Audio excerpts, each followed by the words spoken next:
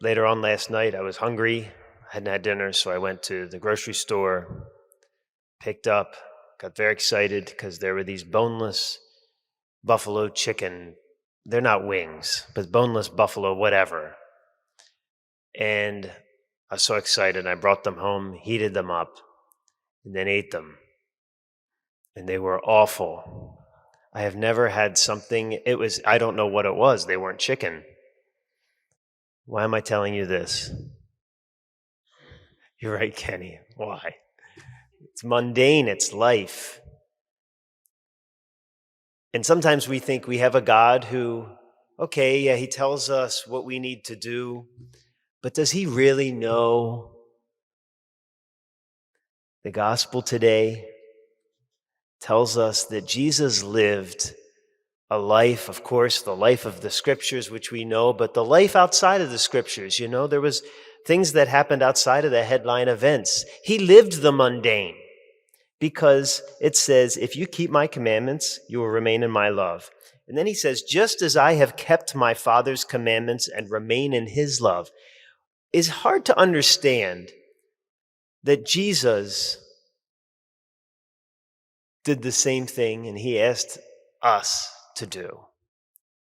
That he was tasked with keeping his Father's commandments. Now, Jesus didn't sin, but he said that we have to do what he did. He's not asking us to do something he did not have to do. Jesus lived the mundane,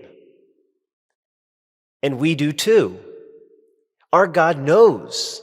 Our God knows what we go through, not because he's on high and looking down, and yeah, he created us, but he sent his son to be us. Now, his son was God, a little different, but he knew what we experience. And that opening prayer that we prayed, where we said, hey, listen, we're pitiable creatures, and we sin and we're falter, but God, give us the strength to persevere. Jesus knew what it meant to persevere through temptation, through trial, through suffering. He knew. He lived the mundane just like we do every day. Brothers and sisters, this is the God we have. A God who doesn't ask us anything he wouldn't go through himself.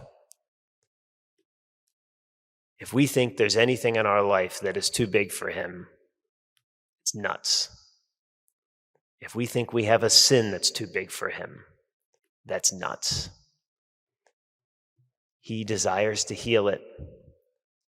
He sent his son to walk in our footsteps. He knows what we're dealing with. And he can crush it if we trust him, because he knows and he desires that we remain in his love. Christ is risen. He's risen indeed.